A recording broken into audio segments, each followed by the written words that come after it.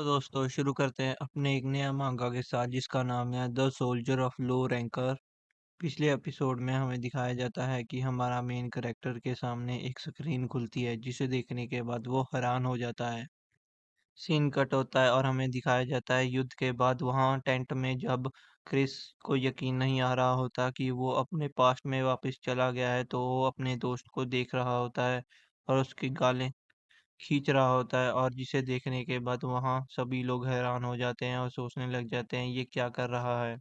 और ये सब करने के बाद क्रिस को यकीन आ जाता है कि वो अपने पास्ट में वापस आ गया है। अपने दोस्त लुइस से कहता है ये तुम सच में तुम ही हो और अपने दोस्त के इलाकों को देखने लग जाता है और सोचता है कि पास्ट में हमारे दोस्त के यहाँ चोट लगी थी पर चोट कोई ज़्यादा बड़ी नहीं थी लेकिन इन्फेक्शन के कारण हमें उसकी लात काटनी पड़ी थी।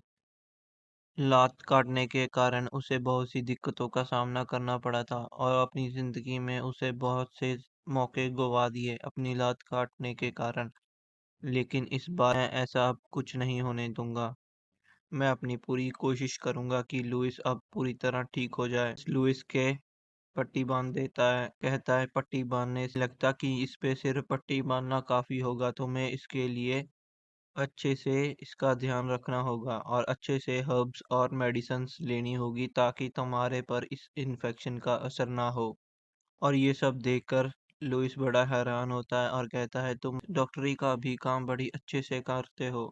सुनने के बाद क्रिस अपने पास्ट में चला जाता है और सोचता है कि उसने हमेशा उसके हाथ कटने के बाद उसकी मदद की थी।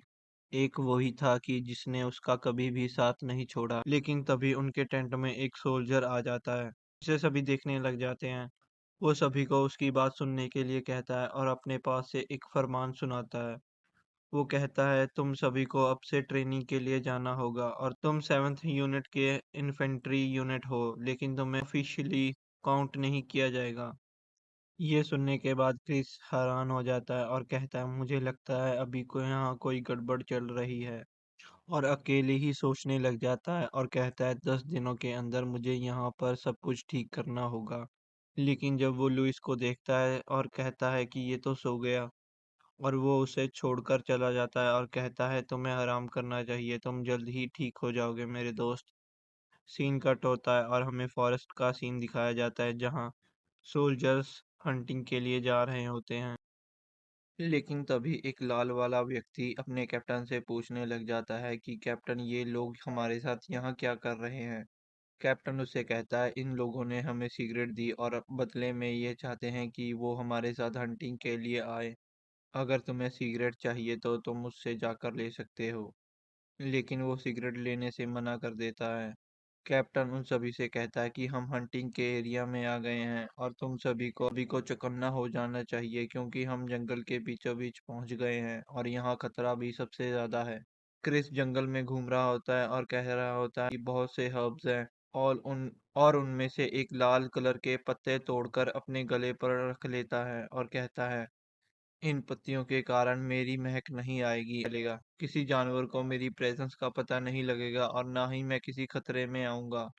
लेकिन तभी उसके दिमाग में एक स्क्रीन आ जाती है। क्रिस अपने ऊपर थप्पड़ मारकर अपने आप को शांत करता है। वो कह रहा होता है कि मैं अपने पास्ट में तो आ गया लेकिन अब मुझे अपने सिर में एक स्क्रीन दिखाई दे रही है।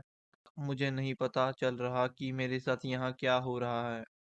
वो खुद से सोच रहा होता है और कह रहा होता है कि किसी आर्टिफैक्ट में इतनी ताकत होती है कि वो आपको पास्ट में भेज सके। वो सोच रहा होता है कि मैंने कभी भी आर्टिफैक्ट्स का इस्तेमाल नहीं किया और मैं नहीं जानता उनकी ताकत कैसे काम करती है, लेकिन मुझे उस हंटर की, उस चोर की बार बार शक्ल दिखाई दिखाई दे रही है।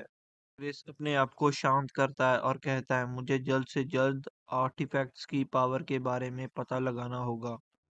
लेकिन तभी के सामने से एक मधुमक्खी चली जाती है जिसे देखने के बाद क्रिस बहुत खुश हो जाता है। लेकिन वो मधुमक्खी किसी मकड़ी की जाले में फंस जाती है जिसे देखने पर क्रिस कहता है मेरा लक बहुत ही अच्छा है आज। मैं कब से इस मधुमक्खी को ढूंढ रहा था। और क्रिस पेड़ पर चढ़ जाता है और उस मधुमक्खी को मकड़ी के जाले से निकाल देता है और वो उस मक्खी का पीछा करने लग जाता है और वो मधुमक्खी अपने छत्ते में चली जाती है और क्रिस बहुत खुश हो जाता है और कहता है मुझे लगा था कि ये बहुत मुश्किल होगा लेकिन मैंने इसे बड़ी आसानी से आज हासिल कर लिया। मैं कब से इस हनी को ढूंढने के बारे में सोच रहा था। लेकिन दूसरी तरफ क्रिस की पार्टी के बंदे ये सोच रहे थे कि क्रिस कहाँ रह गया। लेकिन तभी कैप्टन पीछे से आता है और कहता है क्या तुमने रैबिट्स पकड़ लिए? मुझे तो पता ही था कि तुम लोग कुछ नहीं कर सकते।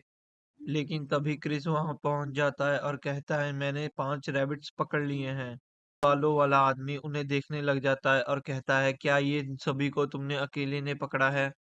और क्रिस मुस्कुराकर हंसने लग जाता है और कहता है इन सभी को मैंने अकेले पकड़ा है। लाल बालों वाला आदमी बड़ा खुश होता है और कहता है ये तो ठीक है लेकिन मेंबर्स के रैबिट्स कहाँ हैं? ये सुनने के बाद क्रिस और उसके पार्टी के मेंबर हैरान हो जाते हैं और कहते हैं आपने तो सिर्फ 5 ही रैबिट हंट करने के लिए कहा था। तो लाल बालों वाला आदमी कहता है मैंने एक आदमी को 5 रैबिट पकड़ने के लिए कहा था। ये तो सिर्फ 5 ही रैबिट्स हैं जिसे तुम पकड़ के लेके आए हो लेकिन तुम्हारे बाकी के टीम मेंबर्स बाकी के रैबिट्स नहीं लेके आए। ये सुनने के बाद क्रिस के पार्टी मेंबर हैरान हो जाते हैं और कहते हैं ये हमारे साथ चालाकी करने की कोशिश कर रहे हैं। और ये सब सुनकर क्रिस सोचने लग जाता है और कहता है 5 रैबिट्स एक आदमी के लिए बहुत ज्यादा हैं। मुझे नहीं लगता कि इसे हम आज पूरा कर पाएंगे।